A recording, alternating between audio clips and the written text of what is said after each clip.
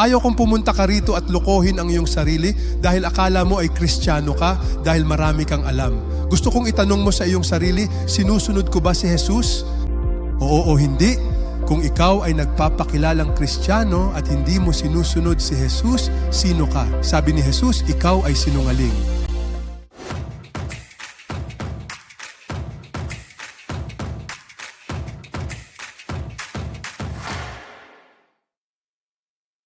Ang tunay na pananampalataya ay ang pagkilala kung sino si Jesus, siya ang Panginoon at ipinagkakatiwala mo ang iyong buhay upang sumunod sa Kanya. Ngunit ang magbibigay sa iyo ng kapangyarihang sumunod sa Kanya ay nagmumula rin sa Panginoon. Ang kamangha-manghang bagay na ito, ang biyaya ng Diyos. Ipapaliwanag ko yan. Kaya ang serye ay ang binasa ng lahat. Ang tunay na pananampalataya ay gumagawa.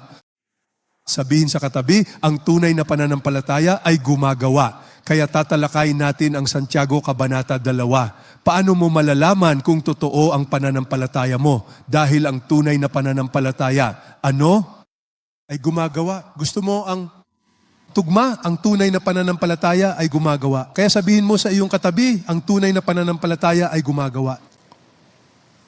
Gumagana ba ito sa iyong buhay? Sige ba? Kabanata 2, mula talata 14 hanggang 16, mayroon kayong sumusunod na balangkas. Una, ang tunay na pananampalataya ay gumagawa sa pamamagitan ng gawa, hindi lang sa salita. Napakaraming madaldal, pinag-uusapan nila ang kanilang pananampalataya, pero hindi ito totoo. Sunod, ito ay nagpapasakop, hindi lang basta alam. Marami ang nag-aakalang Kristiyano sila dahil sa kanilang alam. Pero ayon sa Biblia, hindi. Kailangan mong magpasakop. Ang tunay na pananampalataya ay gumagawa at sumusunod, hindi lang basta naniniwala. Himayin natin ito. Gawa, hindi lang salita. Lahat, basahin ninyo ito kasama ko. Ang punong namumunga ay nagbubunga dahil ito ay buhay. Hindi ito buhay dahil namumunga ito. Mayroon kang mga gawa, mabubuting gawa dahil ang iyong pananampalataya ay buhay. Lahat basahin. Ano ang mapapala nito, mga kapatid ko, kung ang isang tao ay nagsasabing may pananampalataya siya, ngunit wala siyang mga gawa, maililigtas ba siya ng pananampalatayang iyon? Sa Santiago Kabanata 2, talata 11 hanggang sa dulo, ang salitang pananampalataya ay nabanggit ng 11 beses. Ang buong focus ay kung ano ang tunay na pananampalataya. Kaya sinasabi niya sa inyo, sinasabi sa akin ngayon, ano ang mapapala, mga kapatid ko, kung ang isang tao ay patuloy na nagsasabi sa gramatika, patuloy niyang sinasabi na may pananampalataya siya, pero wala siyang mga gawa. Ano ang ibig sabihin niyon? Kaya nagbigay siya ng halimbawa. Ngayon, marami akong maibibigay na mga gawa sa inyo. Halimbawa, ang pagnanais na ibahagi ang ebanghelyo, ang pagnanais na tumulong sa mahihirap ay isang mabuting gawa. Kaya marami ka pang magagawang kabutihan. Pero ang halimbawang ibinigay dito ay ito. Kung ang isang kapatid na lalaki o babae ay walang damit at nangangailangan ng pagkain sa araw-araw at sinabi ng isa sa inyo sa kanila, humayo kayo ng payapa, magpainit kayo at mabusog kayo. At gayon paman ay hindi ninyo ibinibigay sa kanila ang kailangan para sa kanilang katawan. Ano ang mapapala nyon? Pansinin ang halimbawa, may isang taong hubad. May taong walang pagkain. Napakaseryoso, ang problema ay napakaseryoso. At ano ang ginagawa mo? Oh, wow. Naintindihan ko ang pinagdadaanan mo. Siguradong napakahirap niyan. Ipagdarasal kita palagi, paalam na sa iyo. Iyan ay isang problema. Kaya naman, nagtapos siya. Gayon din naman, ang pananampalataya, kung walang mga gawa, ay patay dahil ito ay mag-isa lamang. Napapansin ninyo ba? Hindi niya kinokontra ang Biblia. Naliligtas tayo sa pamamagitan ng pananampalataya. Pero sinasabi niya na ang pananampalataya, kung walang mga gawa, ay patay kung ito ay mag-isa lamang. Hindi mo pwedeng sabihin na naniniwala ka, pero wala ka namang ebidensya. Dahil patay ito, tinutukoy niya kung anong pananampalataya ang nakapagliligtas. Mahalaga pa ba ang mensaheng ito ngayon? Oo o hindi. Mahalaga ba ito sa buong komunidad ng mga Kristiyano? Oo o hindi. Alam nyo ba kung bakit napakahalaga nito? At ipinagdarasal ko na ang lahat ng mga Pilipino at ang lahat ng nakikinig sa atin sa buong mundo ay pag-isipan ito. Sa bansang ito, sa Pilipinas, pinupuri ko ang Diyos, tayo ay tinatawag na bansang Kristiyano. Ang ating mga kababayan ay dumadalo sa misa. Nagsisimba tayo tuwing linggo. Kahit ang mga politiko ay ginagawa iyon. Pero tingnan ninyo ang ating mga buhay. Ano ang problema? Nagsasalita sila tungkol sa Kristyanismo pero walang ebidensya. Kaya wag ninyong linlangin ang inyong sarili.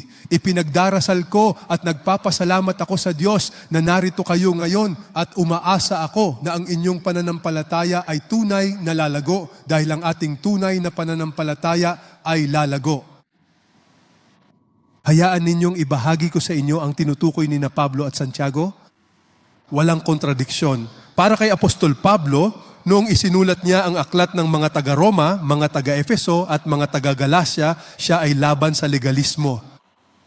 Sinusubukan ng mga tao na paghirapan ang pagpunta sa langit, hindi iyon posible. Paano nga ba naliligtas ang tao? Ayon kay Santiago, paano naman namumuhay ang mga ligtas na? Ngayong ligtas ka na, paano ka dapat kumilos?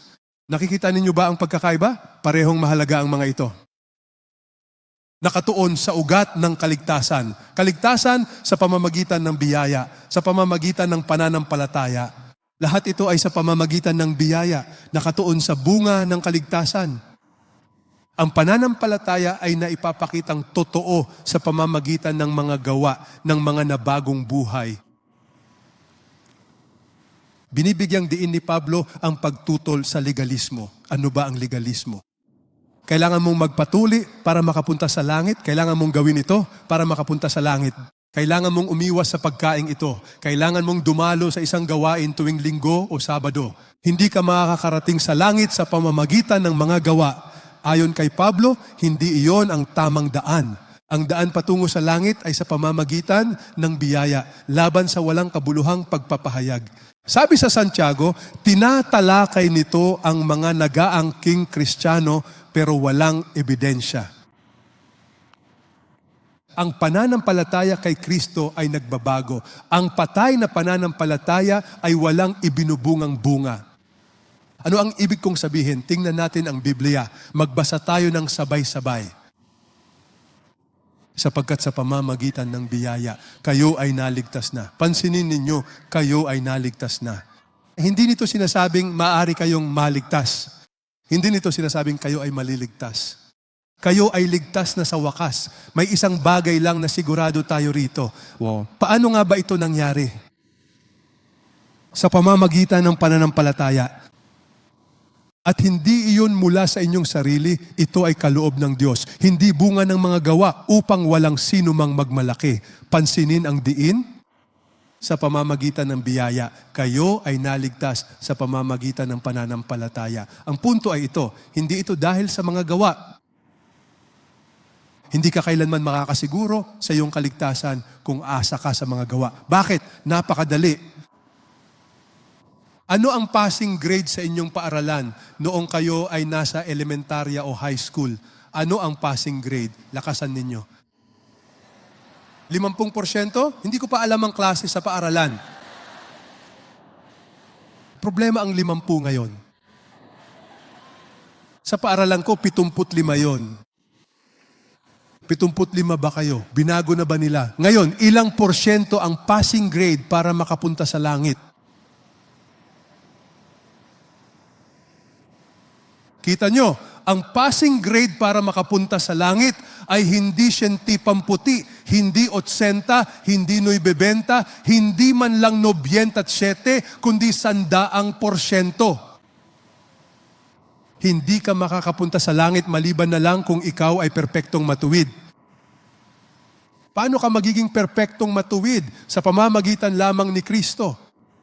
Sinasabi sa atin ng Biblia ang doktrina ng paghalili. Noong namatay si Jesus sa krus, siya ang pumalit sa iyo. At sa sandaling magtiwala ka sa Kanya, ang Kanyang katuwiran ay nagiging sa iyo.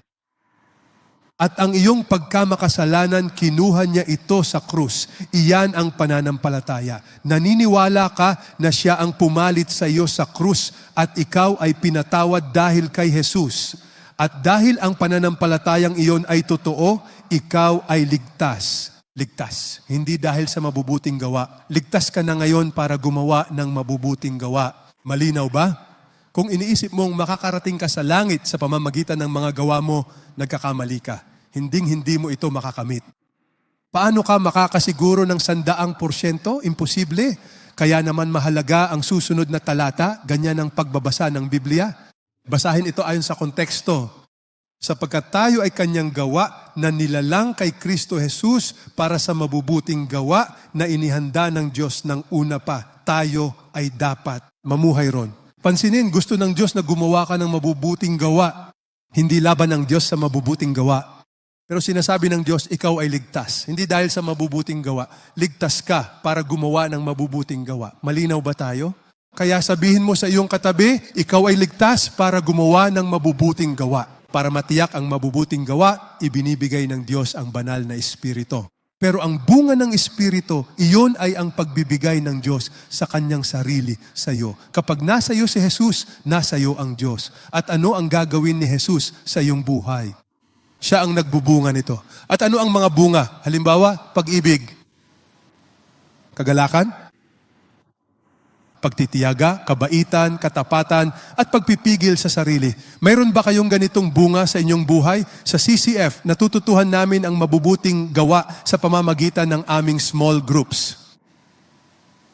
Ano ang ibig kong sabihin? Halimbawa, paano mo malalaman kung ang isang tao ay nangangailangan ng tulong pinansyal? Paano mo malalaman?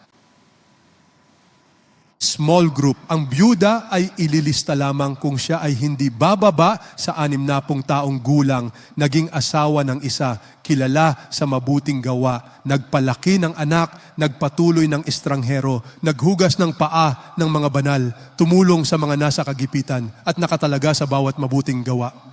Kaya ano ang punto ko? Mabuting tumulong sa kapwa, pero sa CCF at sa unang simbahan, mayroon silang mga panuntunan para protektahan kayo mula sa pang-aabuso ng ibang tao. Kaya sa kasong ito, ang isang byuda ay walang kakayahang tumulong sa sarili. Kailangan niya ng tulong, pero mayroong kondisyon. Paano ba kayo tumutulong sa mga tao? Ayon sa bagong tipan, ano ang dapat na maging isang byuda? Bakit 60 taong gulang? Kung siya ay mas bata pa, hayaan siyang magtrabaho. Dahil naging asawa ng isang lalaki, gusto mong maging maayos ang kanyang buhay may asawa. Nakikita niyo ba ang punto ko? May reputasyon para sa mabubuting gawa at iba pa, at iba pa. Pansinin niyo sa bagong tipan, may mga panuntunan laban sa pang-aabuso. Kahit noong kasama niyo kami, lahat ay nagbabasa. Dati naming ibinibigay sa inyo ang utos na ito. Kung ang sino mang tao ay ayaw magtrabaho, hindi siya dapat kumain. Nga pala, gusto nyo bang magbawas ng timbang? Huwag kayong kumain. Pero sabi ng Biblia, bawal ang tatamad-tamad. Hindi ka maaaring maging tamad sa kaharian ng Diyos. Nga pala, kung maaari ay basahin nyo na lang muna ito para sa akin. Ang mabubuting gawa ay patunay ng tunay na pananampalataya, ngunit hindi ito ang nagliligtas sa atin. Ang kawalan ng mabubuting gawa o kakulangan ng pagbabago sa ating buhay ay nagpapakita na ang ating pananampalataya ay patay. Uulitin ko, ang pagkakaroon ng mabubuting gawa ay nagpapakita na ang iyong pananampalataya ay totoo. Ang mabubuting gawa ay hindi nakapagliligtas, ngunit ang mabubuting gawa ang katibayan. Malinaw ba tayo? Sige. Pangalawang punto, ang tunay na pananampalataya ay gumagawa. Bakit? Dahil ito ay pananampalatayang sumuko. Sumusuko, hindi lang basta alam. Ang halimbawa, si Apostol Santiago, hindi pala apostol. Si Santiago ay hindi apostol. Si Santiago ay kapatid sa ama ni Jesus. Isinulat niya ang sumusunod. Basahin nating lahat. Maaring sabihin ng isa, ikaw ay may pananampalataya at ako ay may mga gawa.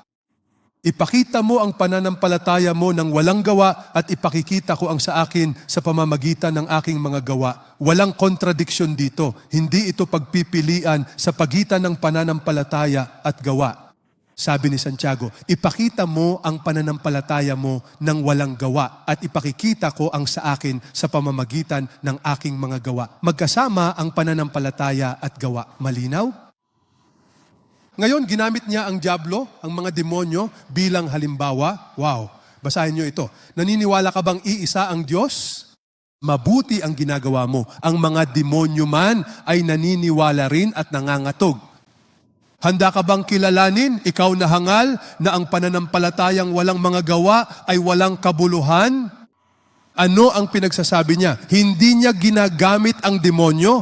Sinusubukan niyang atakehin ang mga Kristiyanong masyadong nahuhumaling sa kaalaman.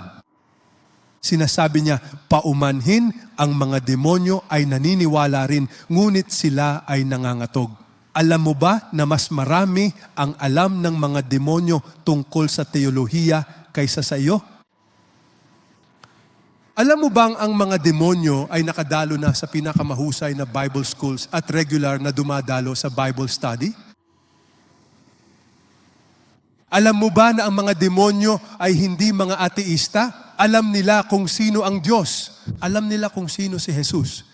Marami sa inyo ang nag-aakalang kayo ay Kristiyano dahil alam ninyo. Ngunit hindi kayo. Tulad ng mga demonyo, naniniwala kayo. Naniniwala ang mga demonyo, naniniwala rin kayo, pero hindi kayo Kristiyano dahil lang doon. Ano ang nagpapaging Kristiyano sa inyo? Pansinin ninyo. Tingnan ang una Juan. Basahin natin ito ng sabay-sabay.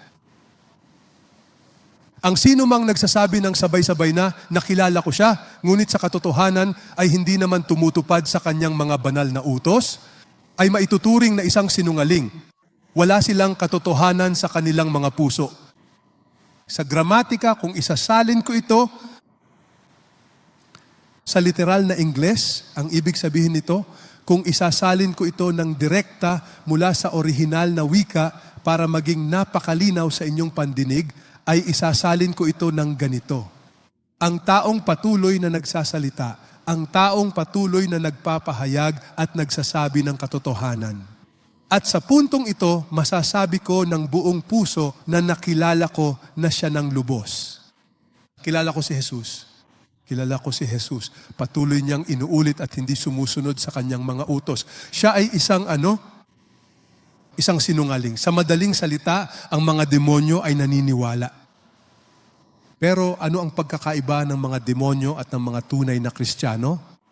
Alam ng mga demonyo sa kanilang isip dahil ang dyablo ay hindi kailanman susuko o magbibigay ng kanilang debosyon kay Jesus. Ang mga demonyo ay mapanghimagsik. Alam nila ang Biblia. Alam nilang darating muli si Jesus. Alam nilang hahatulan sila. Pero bakit hindi sila sumusuko? Ang mismong kalikasan nila ay mapanghimagsik. Ang ilan sa inyo ay alam na kayo ay nasa kasalanan. At sinasabi sa inyo ng Diyos, kailangan ninyong magsisi. Kailangan mong sumuko. Pero alam mo, posible na hindi ka sumuko. Ang puso mo ay matigas. At iyan, kaibigan ko, ang babala ni Santiago. Huwag mong sabihing naniniwala ka, pero walang pagbabago. Sinasabi sa aklat ni Tito, ipinapahayag nilang kilala nila ang Diyos, pero itinatatwa siya ng kanilang mga gawa. Sila ay kasuklam-suklam, masuwayin at walang kabuluhan. Nakikita mo ang iyong bunga ang magtatakda kung sino ka talaga, dahil iyan ang ebidensya. Iyan ang alalahanin ko para sa mga CC First. Huwag ninyong linlangin ang sarili na Kristiyano kayo dahil lang sa dami ng alam ninyo. Gusto kong itanong mo sa iyong sarili, sumusunod ba ako kay Jesus? Oo o hindi. Kung inaangkin mong ikaw ay Kristiyano at hindi ka sumusunod kay Jesus, sino ka? Sinabi ni Jesus, ikaw ay sinungaling. Gusto kong malaman ninyo ang pag-ibig ng Diyos. Mahal kayo ng Diyos. Gusto niyang magsisi kayo. Ngunit hindi mamahalin ni Satanas si Jesus. Mayroon siyang taglay na katangian. Siya ay mapanghimagsik. Kaibigan, ang pinakamahusay na pagsubok ng pagiging Kristiyano ay ang pagmamahal mo kay Jesus. Mahal ka niya. Amen? Ang katotohanan ng hindi lang basta paniniwala, kundi pagsunod. Ayos ba? Kaya tingnan nating muli ang outline. Kung tunay ang iyong pananampalataya, kikilos ka, hindi lang magsasalita. Susuko ka at hindi lang basta may alam. At panghuli, susunod ka at hindi lang basta maniniwala. Ano ang ibig nating sabihin? Sumunod at hindi lang basta maniwala. Natutuwa ako na gumamit si Santiago ng isang kahanga-hangang halimbawa. Ginamit niya si Abraham. Kaya basahin natin. Hindi ba't si Abraham ang ating ama ay itinuring na matuwid sa pamamagitan ng mga gawa nang ialay niya si Isaac, ang kanyang anak, sa altar? Ginamit niya si Abraham.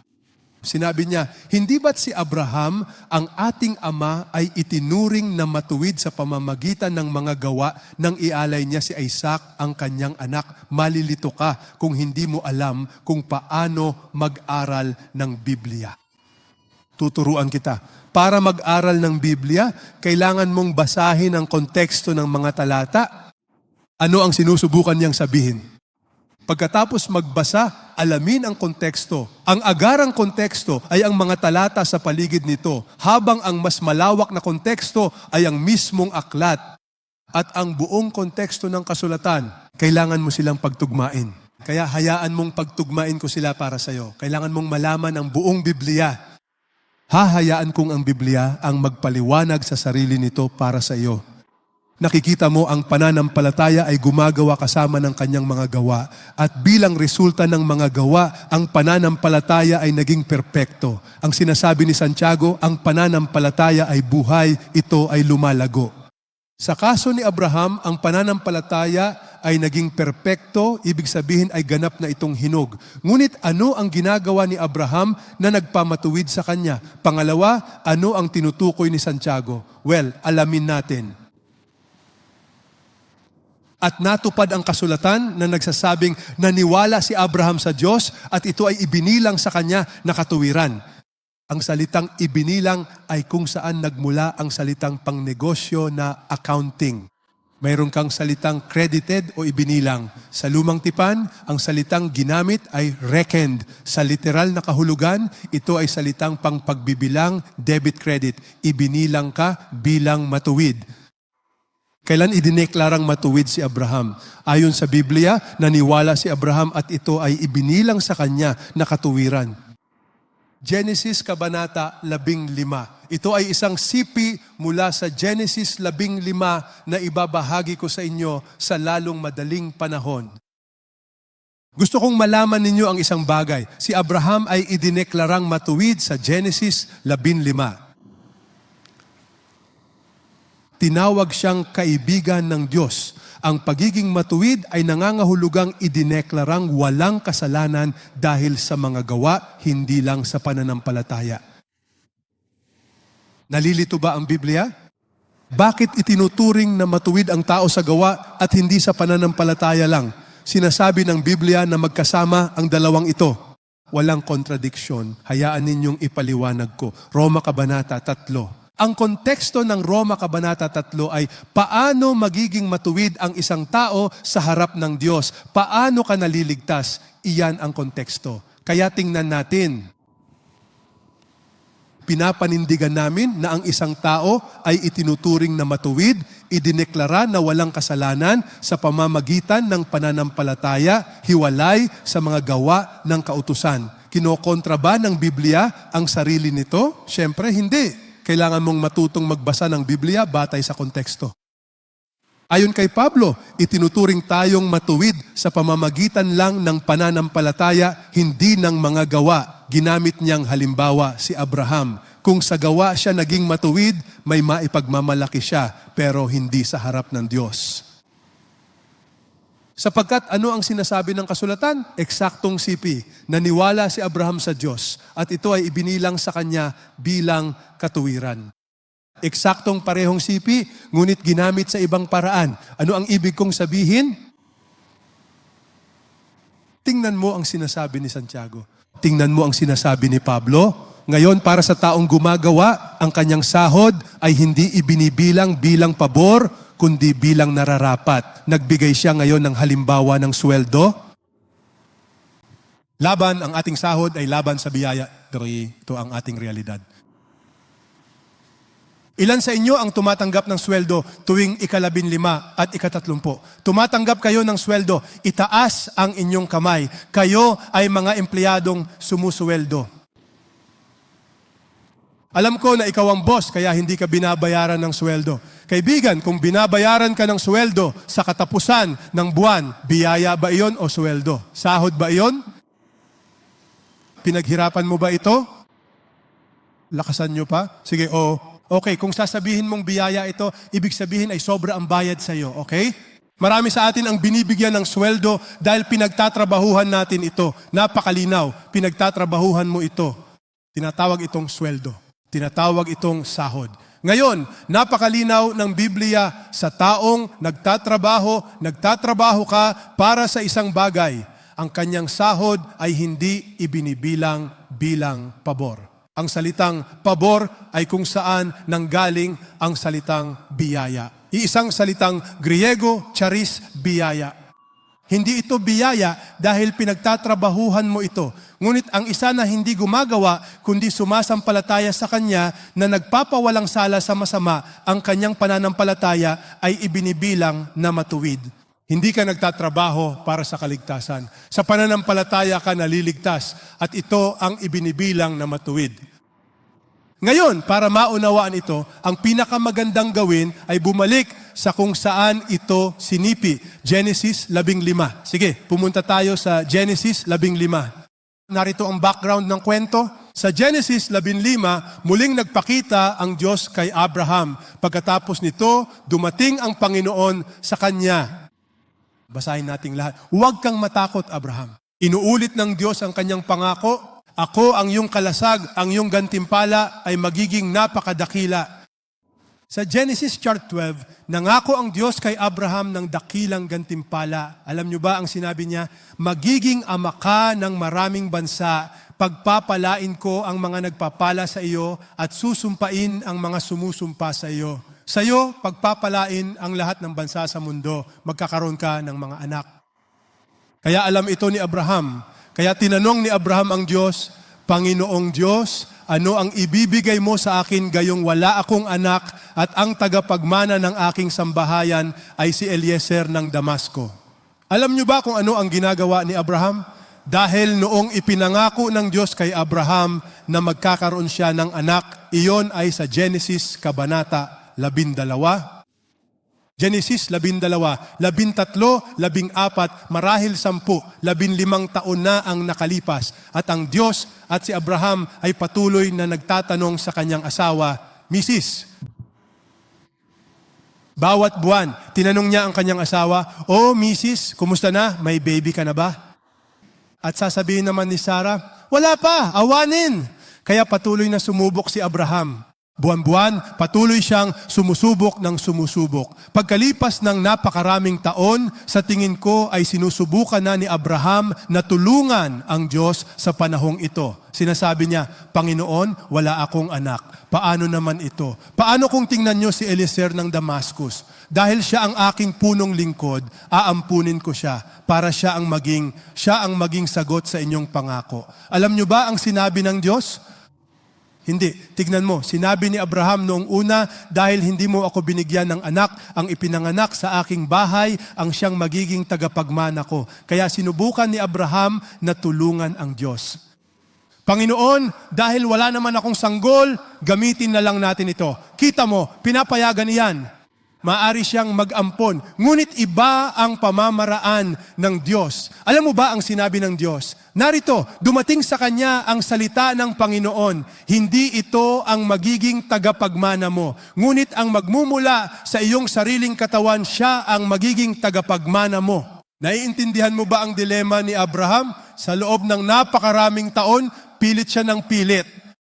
May dalawang problema si Abraham. Una, ang kanyang sariling asawa ay matanda na. Pangalawa, sabi ng Biblia, ang asawa ay, ano nga bang tawag doon? Baog. Ano nga ba ang baren sa wikang Tagalog? Bao ba ito? Tama ba ako? O baka naman tuyo ang ibig sabihin nito? O kung ano man yon. Intindihin ninyo ang problema ni Abraham. At sinabi ng Diyos, hindi, magkakaroon ka ng anak. Hindi lubos na naintindihan ni Abraham kung paano ito gagawin ng Diyos. Pero alam nyo ba, ang ginawa ng Diyos? Nilagay ng Diyos. Ngayon, imahinasyon ko lang yan, okay? Inakbayan ng Diyos si Abraham, pare, maglakad tayo. Ngayon, wala yan sa Biblia. Version ko lang yan, maglakad tayo. Kaya dinala ng Diyos si Abraham sa labas, sa ilalim ng mga bituin, sa labas ng madilim na gabi, at inilabas niya ito. Tumingin ka sa langit. Subukan mong bilangin ang mga bituin. Hindi mo kaya, di ba? Napakarami ng mga ito. At sinabi niya kay Abraham, ganyan din ang magiging dami ng iyong mga inapo. Imposible. Pero sinabi niya, bilangin mo. Hindi mo kayang bilangin, napakaraming bituin. Pero, at alam niyo kung ano ang nakakamangha? Ito ang nakakamanghang bersikulo. Genesis 15:6. Basahin natin lahat. Sumampalataya siya sa Panginoon. Naniwala siya sa ipinangako ng Diyos sa kanya. Magkakaroon ka ng maraming inapo, okay? Nung sandaling naniwala siya, nagdeklara ang Diyos. Ano ang deklarasyon? Ibinilang niya ito sa kanya bilang katuwiran. Iyan ang buong kwento ng aklat ng Genesis, Kabanata 15 na ginamit ni Santiago at Pablo. Ngayon, tingnan natin ang kwento. Kailan idineklarang matuwid si Abraham? Genesis Kabanata 15. O hindi. Kailan inialay ni Abraham si Isaac? Genesis Kabanata 22. Kaya mula Genesis 15 hanggang Genesis 22, hindi bababa sa 40 taon ang lumipas. Uulitin ko, Genesis 15, idineklara ng Diyos na matuwid si Abraham. Sinabi ni Santiago na siya ay matuwid dahil inialay niya ang kanyang anak. Pero kailan niya inialay ang anak? Ito ay mula sa Genesis 22. Ilang taon na ang lumipas? 40. Kaya pag-aralan ng Biblia, alam mo ang pagkakasunod-sunod. Ano ang sinasabi nito? Narito ang isang simpleng chart. Ang tunay na pananampalataya ay lumalago. Hindi ito perpekto, pero makikita ito sa pagsunod. Sa Genesis 15, si Abraham ay itinuring na matuwid. Tandaan, sa Genesis 12, si Abraham ay 75 taong gulang. Sa Genesis 15, siya ay nasa 80 taong gulang na. Sa Genesis 21, si Abraham ay 100 taong gulang, ipinanganak si Isaac. Ilang taon na si Abraham nang ipanganak si Isaac? 100. Lolo na si lolo. Si Sarah ay 70 taong gulang. Himala ng mga himala. At pagkatapos sa Genesis 22, noong siya ay 125 taong gulang, inialay ni Abraham si Isaac. Si Isaac ay humigit kumulang 25 taong gulang.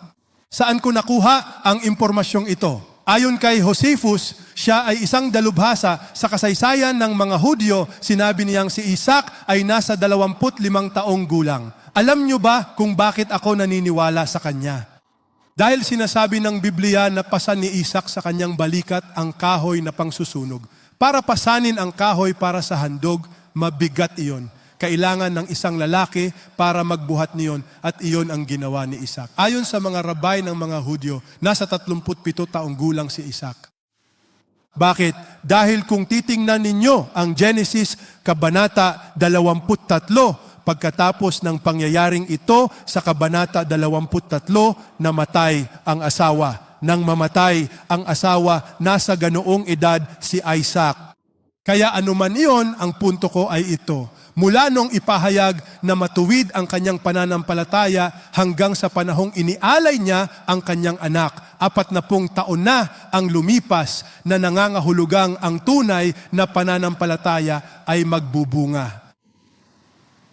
Ganun pala. Kaya alamin natin, Genesis 22, nangyari pagkatapos ng mga bagay na ito, ang tagal-tagal pala, 40 taon pagkatapos ng pangyayaring ito, sinubok ng Diyos si Abraham at sinabi, Abraham, narito ako. Sabi niya, kunin mo ngayon, basahin nating lahat ang iyong anak, ang iyong kaisa-isang anak na iyong iniibig. Sinabi ko na ang unang beses na mabanggit ang salitang pag-ibig sa Biblia ay ang pag-ibig ng isang ama sa kanyang anak. At sinabi ng Diyos kay Abraham, ang iyong anak na iyong iniibig, ibigay mo siya sa akin. Kung ikaw si Abraham, gagawin mo ba ito? Alam nyo, sinasabi sa atin ng Biblia na laging sinusubok ng Diyos ang ating puso. Hindi gustong magkaroon si Abraham ng idolo, si Isaac. Gusto ng Diyos na laging unahin siya ni Abraham. Kaya sinubok niya ito. Nagtitiwala ka ba sa akin? Binigyan kita ng mga pangako, pero ngayon gusto ko ang anak mong iyan. Alam nyo, may kamangha-manghang sinasabi ang Biblia sa atin. Dapat kang pumunta sa lupain ng Moria, ialay siya bilang handog na susunugin. At alam nyo ba kung ano ang ginawa ni Abraham? Sa tingin ko, hindi niya kinausap ang asawa niya. Maagang bumangon si Abraham, inihanda ang asno at isinama ang 2 tauhan. Kung nagpaalam siya, ano kaya ang gagawin ni Sarah?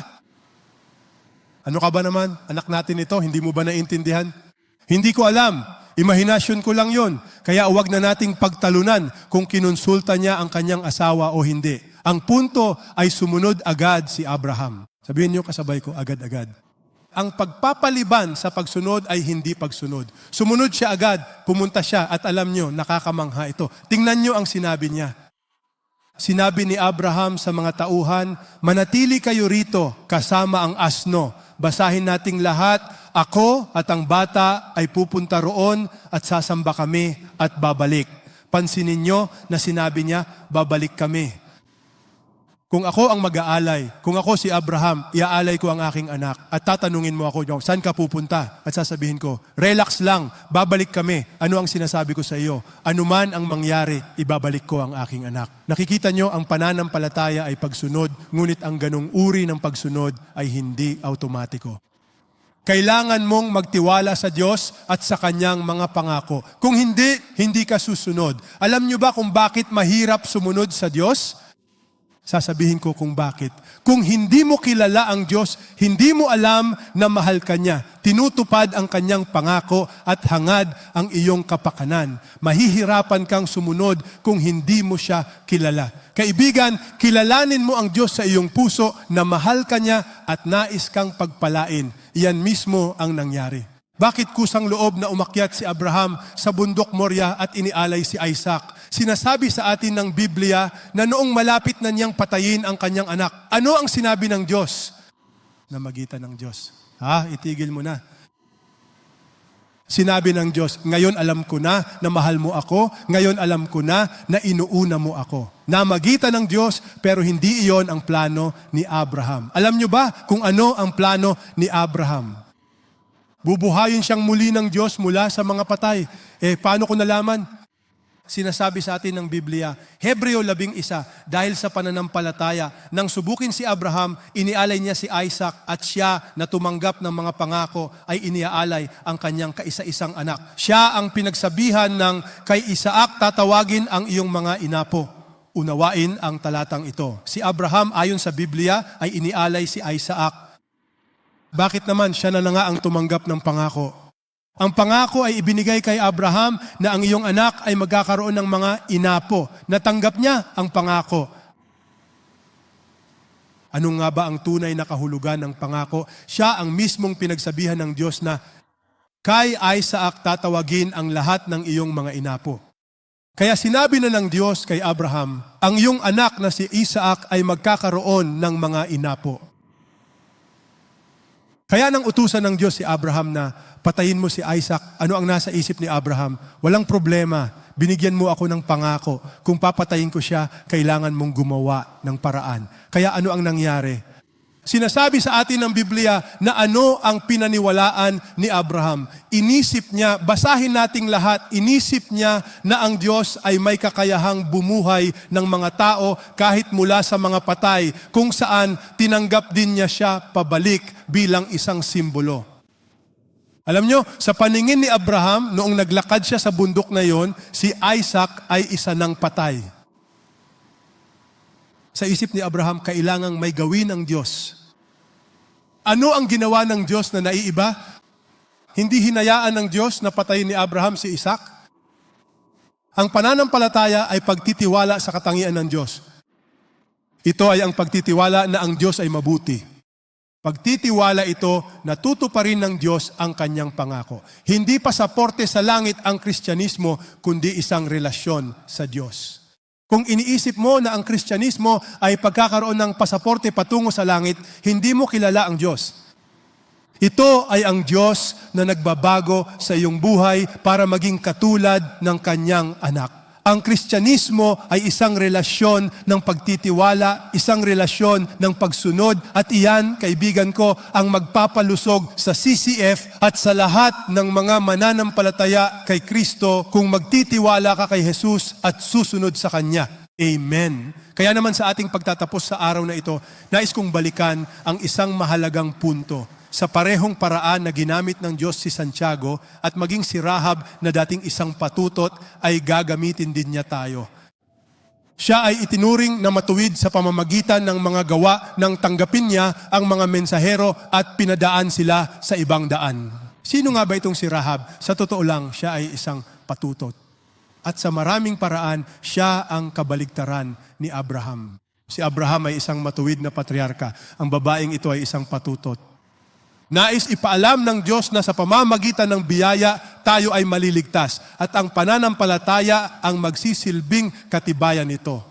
Sabi sa kasulatan, kung paanong patay ang katawang walang espiritu, patay rin ang pananampalatayang walang gawa. Ano ang ibig sabihin nito? Sabi, kaya alam nyo ang kwento ni Rahab. Ang kwento ni Rahab ay napakasimple. Nabalitaan ni Rahab ang balita na ang mga Hudyo ay nakalabas na sa Ehipto. Alam ni Rahab na binuksan ng Diyos ang dagat na pula. Narinig ni Rahab ang ginawa ng Diyos sa pamamagitan ng mga Hudyo. Kaya ano ang ginawa ni Rahab? Nagdesisyon siyang baguhin ang kanyang relihiyon. Nagdesisyon siya, dahil ibinigay na sa inyo ng inyong Diyos ang lupain, babaguhin ko ang aking relihiyon. Magtitiwala na ako sa Diyos. At sinasabi sa atin ng Biblia, nang marinig namin, natunaw ang aming mga puso, ang aming lakas ng loob ay nanatili. Wala nang natirang lakas ng loob sa sinumang lalaki dahil basahin ninyong lahat, tingnan ang pagpapahayag ng pananampalataya ni Rahab. Sapagkat ang Panginoon ninyong Diyos ay Diyos sa langit, sa itaas, at sa lupa, sa ibaba, at sa lupa, sa ibaba. Hindi ibinigay ni Rahab ang kanyang katapatan sa sarili niyang bansa. Lumipat siya, pinili niya ang Diyos. Kaibigan, ang iyong pinakamataas na katapatan ay dapat na nakatuon sa kung sino ang Diyos. Utang mo ang iyong buong buhay sa kung sino ang Diyos. Nangako si Rahab na susunod sa Diyos. Ang inyong Diyos ang magiging aking Diyos. Dahil doon, isinugal niya ang kanyang buong pamilya sa pamamagitan ng pagprotekta sa mga espiya, at sa pagprotekta sa mga espiya ay may isang bagay siyang hiniling sa kanila. Dahil alam kong ang inyong Diyos ay Diyos, tandaan, ang pananampalataya ay may kalakip na gawa. Isang bagay lang ang hinihiling ko, protektahan ninyo ang pamilya ko. Alam kong mamamatay kaming lahat pagdating ninyo, pero iligtas ninyo sila. Alam nyo ba ang ginawa ng mga espiya? Sa isang kondisyon. Alam nyo ba ang kondisyon? Iiligtas ko ang iyong pamilya sa isang kondisyon. Ito ang kondisyon. Pagdating namin sa lupain, itali mo ang pulang sinulid na ito sa bintana kung saan mo kami ibinaba, at tipunin mo sa loob ng bahay ang iyong ama, ang iyong ina, ang iyong mga kapatid at ang buong sambahayan ng iyong ama. Sa madaling salita, ang pulang tali na ito ilalagay mo sa labas ng bintana ng iyong bahay at kayong lahat ay mananatili sa loob ng bahay.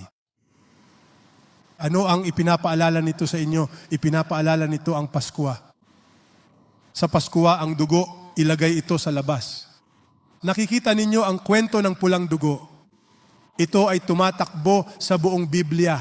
Sinasabi sa inyo ng Diyos, ngayon si Rahab na patutot, ano ang nakakamangha? Sumunod ba siya? Sumunod ba siya? Oo o hindi? Oo nga. Dahil kung babasahin ninyo ang Josue Kabanata 6, ang patutot na ito ay nagbago. Binago niya ang kanyang relihiyon. nagpasya siyang sumunod sa Diyos at ang buong pamilya niya ay naligtas. Sinasabi sa atin ng Biblia na si Rahab na patutot ay naging ninuno ni Jesus. Ibig sabihin nito, namuhay siya kasama ang mga tao, naging ninuno siya ng kahangahangang tagapagligtas na si Jesucristo. Ano ang sabi nito? Hindi mahalaga ang nakaraan. Kung mananampalataya ka kay Jesus, bibigyan ka ng Diyos ng bagong kinabukasan. Oo o hindi. Oo, tama yan, sigurado. Pero ano ang ibig sabihin ng tunay na pananampalataya? Pagsunod. Tapat na sumunod si Abraham. Gayon din naman, sumunod din si Rahab. Ang pananampalataya ay makakaapekto sa puso. Makakaapekto rin ito sa iyong mga paa. Ang ilan sa inyo ay narito ngayon, hindi kayo sigurado o marahil ay sigurado kayo. Kung gusto mong makasiguro, gusto kong manalangin ka kasama ko. Gusto kong sabihin mo kay Jesus ngayon na, Panginoong Jesus, naniniwala ako ng buong puso at isipan na namatay ka sa krus para sa aking mga kasalanan at isusuko ko ang aking buhay sa iyo. Hindi ako maglalaro. Hindi ako magpapanggap sa relihiyon. Susunod ako sa iyo. Anuman ang pinaniniwalaan mo, sumunod ka kay Jesus. Sundan mo siya. Iyan ang tunay na Kristyanismo. Amen? Yumuko tayo.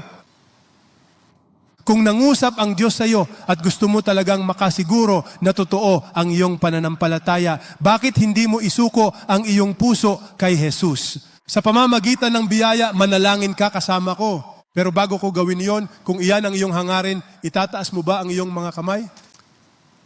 Purihin ang Diyos. Ngayong araw, naunawaan mo na ang tunay na pananampalataya ay pagkilala kay Jesus bilang Panginoon, paniniwalang mabuti ang Diyos at pagsunod sa Kanya. Kung iyan ang hangarin mo, itaas mo ang iyong mga kamay.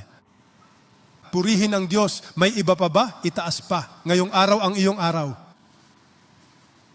Itaas ang iyong mga kamay at manalangin kasama ko. Bilang tanda ng pagsuko, sabayan mo ako sa panalangin ito. Panginoong Jesus, ipanalangin mo ito, kasama ko. Panginoong Jesus, narito ako.